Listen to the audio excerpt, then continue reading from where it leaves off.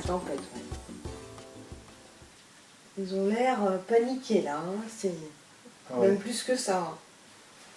Peut-être ce que j'aurais voulu préciser avant, concernant la tempête, avant d'attaquer la tempête en position franche, quoi, l'onde de choc, c'est dire que sans la tempête, le monde n'existerait pas. Si tout était calme, si c'était le paradis, ça serait la mort, quoi. C'est-à-dire qu'il ne se passerait rien du tout. Si tout était parfait, il ne se passerait rien. Et donc l'ordre ne va pas sans le désordre. Oui. Et de la même façon, le cosmos, eh ben, il a besoin aussi du chaos, quoi. Ouais. En fait, là, les éléments se déchaînent complètement, comme l'Ulysse accroché à son mât. Là, il y a la foudre, il y a l'orage, il y a les vagues. Ils sont complètement bouleversés dans cette carte. Oui. Et en fait, le chaos, ça a un rapport avec la mythologie, non, aussi? Oui, parce que, en fait, cette histoire de tempête, elle est partout. Elle est dans l'épopée de Gilgamesh, elle est dans le déluge de la Bible, oui. l'Arche de Noé. Elle est aussi dans la mythologie grecque. Bon, mais la tempête, elle apparaît partout. Ouais. C'est comment on pourrait la nommer? Bah, le ravager. Oui. Ça fait des ravages, la tempête. Quand il est en position franche, choquant donc, ouais, c'est le ravager. Oui. Par contre, quand il est en position charmant, quand la carte est en position charmante, c'est très tonique, quoi. C'est le chahut, c'est... En position charmante, c'est la disjoncte, là. Ouais, on passe à la tempête folle. Ouais.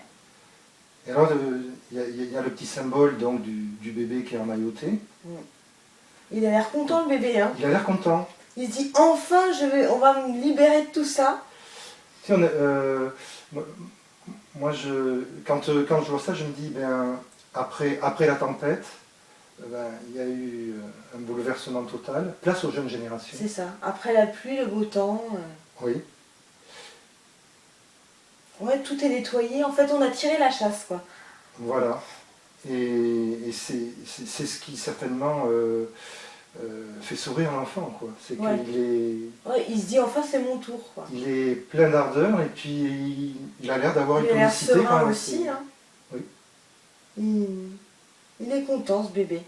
Et la tempête folle, tu la nommerais comment, alors? La tempête folle, je dirais... le tonique, c'est quelqu'un de très tonique. Parce que le bébé, quand il va être enlevé de tout ça, il va pouvoir être indépendant. Et la mère, elle essaye de l'attraper quand même avec le cordon, là. Donc, il a coupé le cordon. Oui. Voilà. Il fait place nette, quoi. Tout va pouvoir repousser. Oui, c'est la liberté face à l'horizon nouveau, quoi. C'est ça. Et donc, pour conclure, alors, la tempête, ça serait la tempête en position franche. En position franche, c'est le ravager. Et en position... Le bouleversé ravagé. Voilà. Et le bouleversifié, comme disaient les inconnus. Tout bouleversifié. Oui. Et en position folle, c'est le tonique, le chahuté, quoi. Oui. Le chahuteur aussi, parce que quelquefois, quand on a quelqu'un qui chahute, c'est pas déplaisant. Oui. Parce qu'on s'amuse avec quelqu'un qui chahute. Il y a une sorte de... Oui, c'est un jeu, en fait. On se fait... Grâce à la tempête, en fait, on se met en face de certaines réalités.